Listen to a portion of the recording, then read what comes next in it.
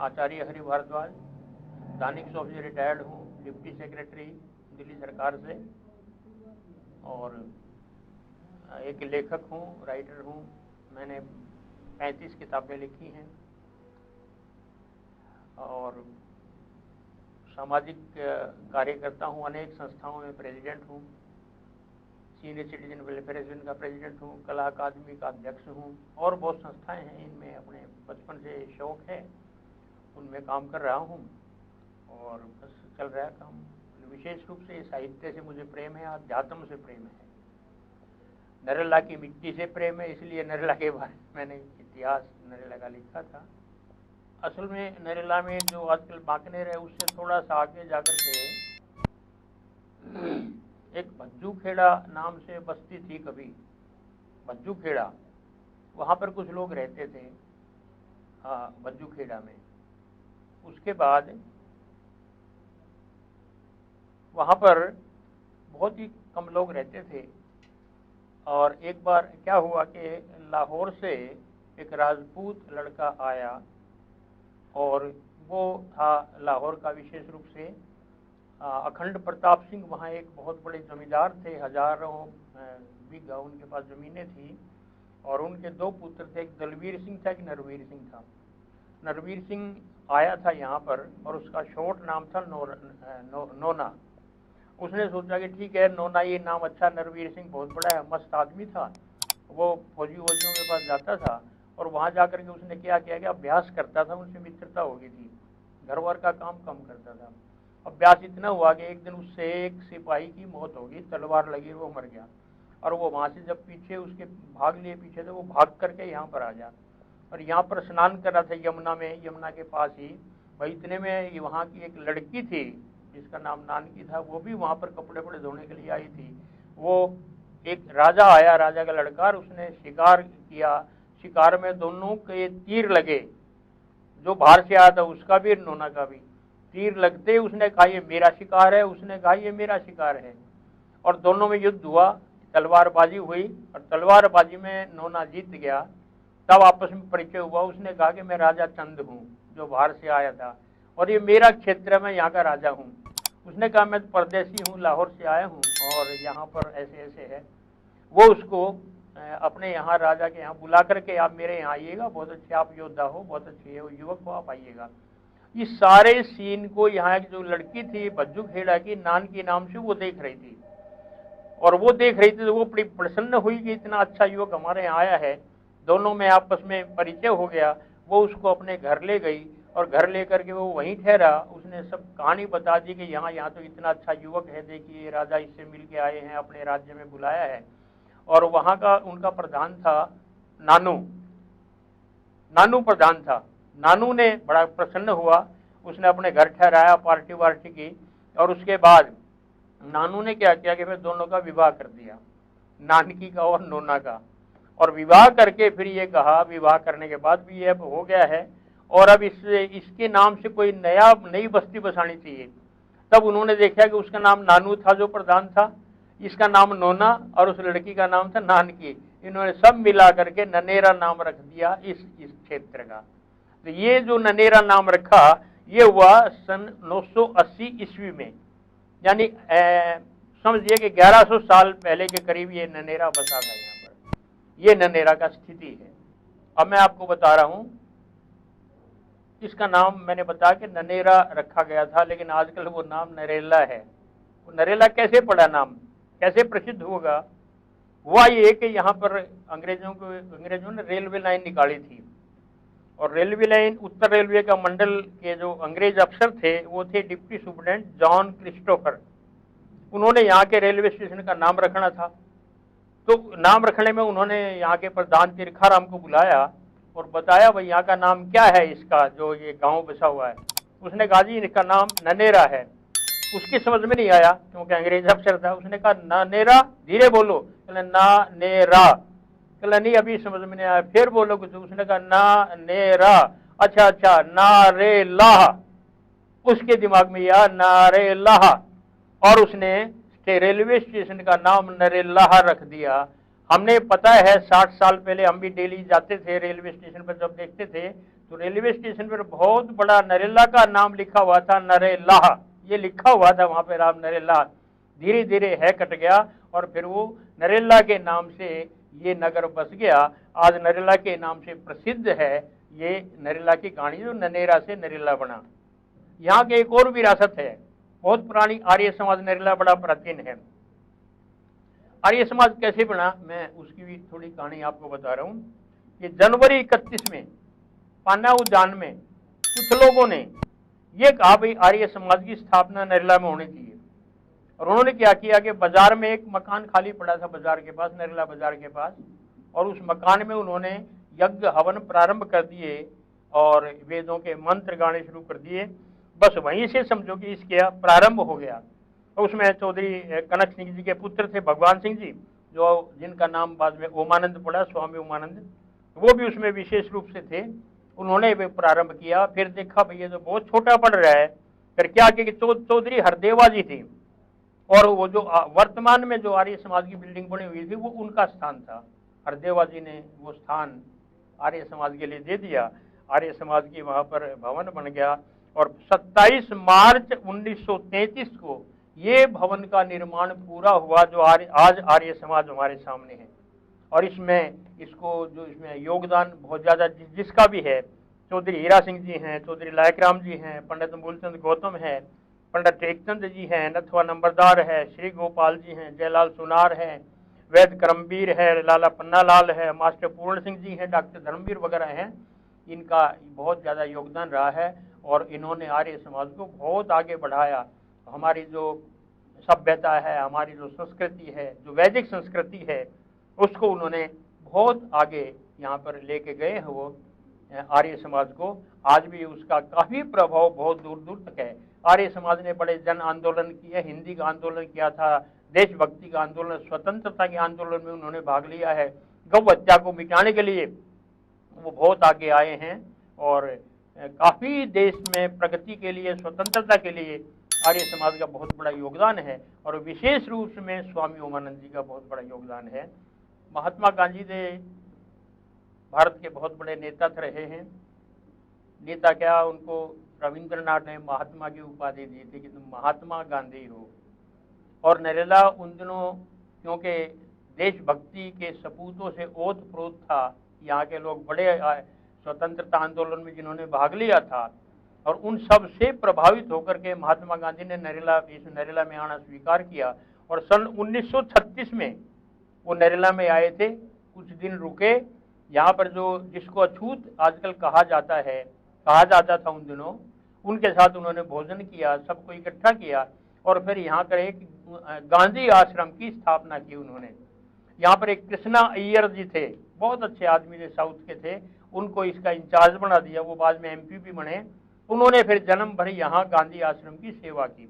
बहुत बड़ी बिल्डिंग है। उसके बाद तो कई उसमें अनेक और भी दफ्तर आए हैं, सोशल वेलफेयर डिपार्टमेंट का, दूसरे भी आए हैं, वो सब चला था।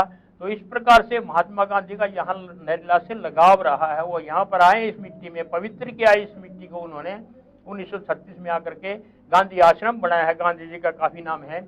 उनके बाद यहाँ पर पंडित जवाहरलाल नेहरू जी भी आए हैं। 1965 में यहाँ पर डॉक्टर सर्वपल्ली राधाकृष्णन जी भी आए हैं, जो राष्ट्रपति रहे हैं आगे। और जवाहरलाल जी तो 2 बार आए हैं यहाँ पर, एक बार 1949 में आए थे और एक बार 1953 में आए। ये मतलब इस प्रकार से आए थे। तो काफी बड़े बड़े नेता और भी जो राजनीतिक नेता हैं, इंदिरा गांधी पता नहीं कितनी बार आ चुकी है, जगजीवन राम भी कई बार आ चुके हैं, अटल बिहारी वाजपेयी जी कई बार आ चुके हैं। तो काफी राजनीतिक नेताओं ने यहाँ पदार्पण किया है नरेला की इस भूमि को। संभावना है, जो लोग कहते हैं वो ये है, जैसे आपने भी कहा कि जवाहरलाल जी यहाँ पर आए थे और नाराज होकर के गए थे। वास्तव में क्या था कि यही धनानी जोड़ पर उनका स्वागत किया गया था और लोगों ने उनको धन देने के लिए 11,000 रुपए की, उन दिनों केवल 11,000 रुपए की थैली इकट्ठी की थी, पैसे इकट्ठे किए थे, केवल 11,000, जो आजकल कुछ भी नहीं है, उन दिनों उनकी कीमत थी। वो थैली भेंट करना चाहते थे जवाहरलाल जी को, यहाँ पर विकास करने के लिए, नरेला में विकास करने के लिए उनको पैसा नहीं चाहिए था। लेकिन यहाँ 2 ग्रुप बन गए। एक ग्रुप ने कहा थैली मैं अपने हाथ से दूंगा, मैं उनका नाम नहीं लेना चाहता। दूसरे ग्रुप ने कहा मैं अपने हाथ से ये इनको थैली भेंट करूंगा। और वो आपस में लड़ाई करते करते जवाहरलाल जी प्रतीक्षा करते रहे, और जब किसी ने भी थैली नहीं दी वो बेचारे यहाँ से रूठ करके चले गए। और ये हुआ कि जो प्रगति नरेला में होनी थी जवाहरलाल जी के आने के बाद, वो सारी प्रगति उन्होंने साउथ दिल्ली में कर दी, महरौली की तरफ। वहीं पर ऑल इंडिया मेडिकल इंस्टीट्यूट बना दिया उन्होंने, जो यहाँ पर बनना था। वहीं पर उन्होंने होटल बना दिया, अशोका होटल बना दिया वहीं पर उन्होंने, बड़े बड़े भवन बना दिए। यानी जो उत्तर दिल्ली में जो कुछ होना था वो सारा का सारा दक्षिणी दिल्ली में हुआ। और इसलिए उत्तर दिल्ली में जो नरेला अंत में आता है वो बिल्कुल पिछड़ गया, एक तरह से दिल्ली से जैसे दूर हो गया। और वास्तव में आज भी लोग यही कहते हैं कि हम दिल्ली जा रहे हैं, जैसे नरेला जैसे दिल्ली का हिस्सा ही नहीं है, इसमें कोई शक की बात नहीं। मैं एक और बात बता रहा हूँ कि यहाँ पर ML स्कूल बहुत मशहूर है, मुसद्दी लाल सीनियर सेकेंडरी स्कूल है, बड़ा प्रसिद्ध है। वो केवल नरेला में ही नहीं, आसपास बहुत दूर दूर तक यही एकमात्र स्कूल था और बड़ा प्रसिद्ध था। वो कैसे बना मैं बता रहा हूँ कि हसनगढ़ के जो खरखोदा के पास है, एक लाला मुसद्दी लाल जी थे। 1914 में वो यहाँ पर आए, बहुत बड़े जमींदार थे, यद्यपि लाला थे, पर उनके पास सैकड़ों बीघा अपनी हसनगढ़ में जमीन थी। पर वो कुछ सन्यासी टाइप थे, वीतरागी टाइप थे, उनको अपने धन से संपत्ति से कोई खास विशेष लगाव नहीं था। वो शिक्षा के प्रेमी थे वास्तव में। और वो घूमते घूमते नरेला में आ गए। उन्होंने और भी कहीं कई स्कूल चला रखे थे पहले। जो ही वो नरेला में आए और उन्होंने देखा ये स्थान तो बहुत अच्छा है, एक तरह से छोटी सी बनी थी, वो बहुत ज्यादा हरियाली थी। और उन्होंने देखा हरियाली है, उन्होंने क्या किया कि वहां पर जो है ना कुछ तपस्वी भी थे, अभी अभी कुछ लोग गए थे वहां पर साधना करके, वहां पर अग्नि भी जल रही थी, उनकी सुगंध भी आ रही थी यज्ञ हवन की। वो प्रभावित हो गए और लाला मुसद्दी लाल जी ने क्या किया कि वहीं 2 कमरे का जो कभी मकान बना हुआ था, जो राजा चंद ने कभी बनाया था तालाब के पास, वो उसी में क्लास चलाने लगे।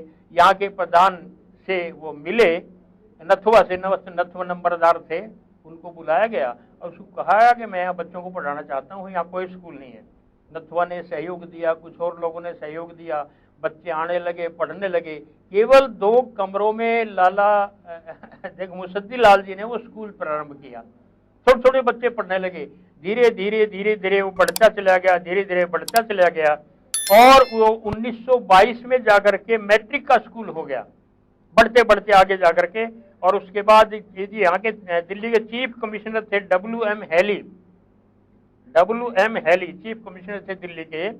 उनको बुलाया गया जब हाई स्कूल बना तो, और हाई स्कूल बना तो उनको बुला करके फिर स्कूल का नाम उनके नाम से रख दिया गया, हेली रिफाए आम हाई स्कूल नरेला। हेली का मतलब उनका नाम हो गया अंग्रेज का, रिफाए आम उर्दू का शब्द है जिसका मतलब है आम आदमी के लिए, रिफाए आम सबके लिए। तो हेली रिफाए आम हाई स्कूल नरेला, मैं भी उसी में पढ़ा हूँ। आज मेरा जो सर्टिफिकेट है 10वीं का वो इसी नाम से है, HRA हाई स्कूल नरेला, हेली रिफाए आम हाई स्कूल नरेला से। और फिर 1956 में जो है वो बेचारे जो मुसद्दी लाल जी थे, वास्तव में वीतरागी थे, सन्यासी थे, वो बेचारे स्वर्ग सिधार गए। और लेकिन ये स्कूल बन गया। उसके बाद मैट्रिक के बाद मैंने भी मैट्रिक की थी यहीं से, हमारे टाइम में हायर सेकेंडरी नहीं थी, हमारे बाद ही फिर हायर सेकेंडरी हुई, फिर +2 का 12वीं का क्लास बनी। और पहले भी इसका नाम बहुत बहुत दूर था। यहाँ के पढ़े हुए कितने ही बच्चे IAS ऑफिसर बने हैं, इंजीनियर बने हैं, आज विदेशों में हैं, डॉक्टर हैं। तो ऐसे इसका नाम बहुत ज्यादा था। और अब तो खैर ये सरकारी स्कूल बन गया है, मुसद्दी लाल के नाम से था, हेली रिफाए आम। ये स्कूल की कहानी है। धिरानी भी नरेला की बहुत पुरानी विरासत है, धिरानी जोड़। वो कैसे नाम पड़ा धरानी? बल्लभगढ़ के राजा थे नाहर सिंह जी, उनके पुत्र थे राम सिंह जी। राम सिंह जी के भाई थे कुंवर रणजीत सिंह। वो नरेला के उद्यान पाने की चौधरी गजय सिंह की सुपुत्री थी, हरसुख की पुत्री थी रत्नी देवी, वो उनके साथ ब्याही गई थी रणजीत सिंह के साथ, यानी राज्य परिवार में। राजा जो राम सिंह जी के पुत्र थे नाहर सिंह जी, उनके ऊपर देशद्रोह का मुकदमा लगा दिया अंग्रेजों सरकार ने। और देशद्रोह का मुकदमा लगा करके उनके ऊपर मुकदमा चला और उनको 9 जनवरी 1858 को चांदनी चौक में फांसी पर लटका दिया गया। और अंग्रेजों ने बल्लभगढ़ पर चढ़ाई कर दी। जो राज परिवार के लोग थे सबको पकड़ करके भूनने लगे। जो लोग बच के आ सके वो आए, और उसमें रत्ना देवी जो नरेला की पुत्री थी वो भी भाग करके अपने घर आ गई। पुरानी परंपरा है कि अगर एक बार बेटी ब्याह तो उस दिल्ली में वापस घर पे नहीं आएगी, ऐसी परंपरा थी। तो लोगों ने कहा हमारी बेटी है, आएगी तो कहीं ना कहीं तो रखनी है। उन्होंने क्या किया कि यहाँ अपने ही खेत में उन्होंने एक मंदिर बना दिया, और मंदिर बना करके उसमें फिर उसको रखा, और उसका नाम धी का मतलब है बेटी, और क्योंकि वहां की रानी थी तो वो धी रानी नाम से वो जगह प्रसिद्ध कर दी गई। तो जो आज धरानी जोड़ है वो धी रानी के नाम से है, यहाँ की बेटी और वहां की रानी। तो रत्ना देवी जो है धी रानी के नाम से प्रसिद्ध हो गई, और उसका इस तरीके से नाम चल पड़ा धी रानी का। ये थी धी रानी की कहानी। एक तो नरेला में मनसा देवी का मंदिर है, जो बहुत दूर दूर तक, इतने सैकड़ों सालों से मशहूर है, और वहाँ दूर दूर तक के लोग उनकी पूजा करने के लिए आते हैं देवी की। और देवी अपनी कृपा उन पर बरसाती है। लोगों का अनुभव है ये कि जब भी हम यहाँ पर प्रसाद चढ़ाते हैं या मस्तक नवाते हैं, समर्पण करते हैं, हमें देवी से कुछ न कुछ मिलता है निश्चित रूप से। तो मनसा देवी बहुत मशहूर है। एक यहाँ का तालाब है, वो बहुत प्रसिद्ध है। पहले कभी बहुत ज़्यादा प्रसिद्ध हुआ करता था, अब थोड़ा सा उसमें कुछ कमियां आ गई हैं, तो उसकी भी अपनी एक कहानी है। आप कहो तो मैं अभी बता ही देता हूँ तालाब की कहानी। क्या था कि जब राजा चंद यहाँ पर आए उनके बुलाने पर, और राजा चंद ने यहाँ पर देखा कि एक बाजार बनवाया उन्होंने बहुत अच्छा, जिसका नाम चंद नगर भी रख दिया गया। उसके बाद बहुत अच्छा वहाँ पर चला, और उन्होंने क्या किया कि यहाँ पर एक यमुना में स्नान करने के लिए वो आते थे, रानियां भी साथ आती थी, पर वो थोड़ा दिक्कत आती थी उनको। उन्होंने क्या किया कि ये तालाब बनवा दिया। तालाब की, और तालाब में पानी भरने के लिए नहर निकाली गई यमुना से कि वो तालाब भरा जाएगा। जो ही नहर की खुदाई कर रहे थे उसमें एक मूर्त निकली पत्थर की, और पत्थर की मूर्त निकलते उसने कहा कि ये एक देवी है यहाँ की, और देवी है इसका जो है मंदिर बनना चाहिए, और ये सबके ऊपर कृपा करती रहेगी। राजा चंद ने ऑर्डर कर दिया, और यहाँ पर तब मनसा देवी का मंदिर यहाँ पर बनाया गया था। और मनसा देवी का मंदिर बनने के साथ इतना प्रसिद्ध हो गया वो बहुत ज्यादा, तो इस तरीके से यहाँ पर वो मनसा देवी का मंदिर बना। और इसी प्रकार से अब मैं तालाब की बात करूं कि जो ही तालाब की खुदाई हो रही थी, तालाब की खुदाई होते होते जो ही उसमें से एक जल भरने लगा, उसमें एक सुंदर नारी का एक हाथ ऊपर आ गया अपने आप ही। उसने कहा ये कौन है? पंडितों से पूछा गया, उन्होंने कहा ये यहाँ की, उसने खुद ही कहा मैं यहाँ की स्थानीय देवी हूँ और मैं यहीं पर रहती हूँ, और मैं तुम्हारे साथ यहीं पर हमेशा रहूंगी अगर तुम मेरी सुरक्षा करोगे तो। और उसके बाद तालाब भर दिया गया। और कहते हैं, ऐसी लोकोक्ति है, इतिहास का कोई प्रमाण नहीं है, लेकिन लोकोक्तियों में कुछ ना कुछ तो होता है, उसके पीछे कोई ना कोई आधार होता है लोकोक्तियों का भी। तो कहते हैं वो हाथ हमेशा ऊपर उठा रहा, चूड़ियों से भरा हुआ, और लोग उसको देखते थे और वो कृपा करती थी हमेशा। वो स्थानीय देवी थी, वो यहीं पर रही। और उसके बाद क्या हुआ कि जब मुगलों का आक्रमण हुआ यहाँ पर, मुगलों का जो ही आक्रमण हुआ, उन्होंने यहाँ की धरती को रौंद दिया पानीपत की लड़ाई के बाद, उससे भी पहले। और लड़ाई करने के बाद यहाँ पर जो है ना, फिर उन्होंने कटड़े बकरे जो भी था खाया पिया। वो तो ऐसे आदमी थे, मांसाहारी थे, और खा करके हड्डियां और उसके जो अवशेष थे वो सब के सब तालाब में फेंकने लगे। तालाब गंदा हो गया, और उसी समय बता रहे हैं कि वो हाथ भी नीचे चला गया, और देवी भी कह रहे हैं छोड़ करके चली गई, और यहाँ तक सुना है कि फिर वो जल भी सूख गया। वो तालाब तब से वो बिल्कुल बंद हो गया। ये तालाब बड़ा प्रसिद्ध था, उसका बड़ा नाम था, और राजा चंद ने बनवाया था। तो उसमें बहुत कुछ था तालाब में, यानी 4 गौ घाट थे उसमें, 84 बीघा जमीन में बना हुआ था, और 10 गज गहरा उसको खोदा गया था। छोटी पक्की ईंट जो पहले हुआ करती थी, उन ईंटों से उसका निर्माण हुआ था। 16 पैड़ियां थी, 24 चबूतरे थे, बहुत सुंदर। उसके पास एक भवन बना हुआ था। वो भवन फिर जो स्कूल, एमएल स्कूल बना, उसके जो जिन्होंने बनाया था ये लाला मुर्शिदलाल जी ने, फिर वो उनके रहने का निवास बन गया। और उसके बाद फिर वो एक क्लासरूम के लिए भी उसका उपयोग होने लगा। तो एक सुंदर भवन था, बहुत सुंदर तालाब था, गौ घाट थे, सबके स्नान करने के लिए वो बहुत अच्छी जगह थी। ये तालाब की कहानी है बहुत बढ़िया। मनसा देवी की कहानी मैंने बताई। नरेला जो कभी एक ऐतिहासिक क्षेत्र था, बहुत पवित्र था, और मैं यहाँ तक कह रहा हूँ कि इस क्षेत्र में कभी भगवान कृष्ण 2 बार आए थे नरेला में। और मैं आपको बताऊं कि अभी जब महाभारत का युद्ध हुआ और दिल्ली से इंद्रप्रस्थ से जब कुरुक्षेत्र में गए तो कहाँ से गए होंगे? नरेला ही भूमि है, यहाँ से सीधा यहीं से जाते हैं, नरेला की भूमि से जाते हैं कुरुक्षेत्र में। यहीं से सारे कौरव गए, सारे पांडव गए, सारी सेनाएं गई। भगवान कृष्ण भी इसी भूमि को स्पर्श करते हुए और पवित्र करते हुए यहीं से गए हैं। और जब 18 दिन बाद महाभारत का युद्ध समाप्त हुआ तो भी भगवान कृष्ण यहीं से आए हैं, इसी भूमि को उन्होंने पवित्र किया है। ऐसा पवित्र स्थान नरेला, आज ये स्थिति हो गई है उसकी कि नरेला में आज कोई सुविधाएं नहीं है, केवल भीड़ बढ़ी है लोगों की।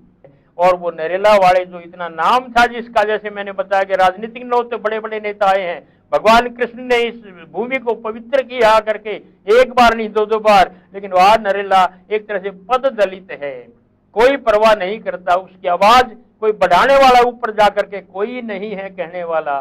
सारे के सारे नेता केवल नाम के हैं, नेता हैं, इन्होंने कुछ भी नहीं किया। और सबसे दुर्भाग्य की बात यह है कि हमारे संविधान ने सारी पावर नेता राजनेताओं को दे दी है।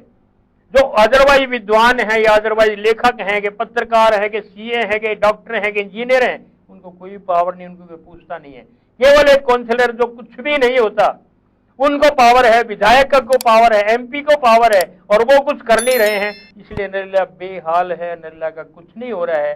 भगवान भरोसे है और हमें आगे भी कोई संभावना दिखाई नहीं देती कि जो नरेला इतना ऐतिहासिक रूप से प्रसिद्ध था, आज उसका नाम बेकार हो गया है। आगे भी मुझे संभावना नहीं देखी, भगवान ही मालिक है। मैं तो परमात्मा से प्रार्थना करूंगा, हे प्रभु अब उस नरेला का तू ही संभाल। हे भगवान कृष्ण, जो तुम यहाँ पर आए थे, इसी मिट्टी को स्पर्श किया था, आप ही कृपा करो, नरेला थोड़ा सा प्रगति कर जाए तो बहुत अच्छी बात है। इस प्रार्थना के साथ में आज यहीं पर इतना ही कहता हूँ। आज इतना ही, बहुत बहुत धन्यवाद।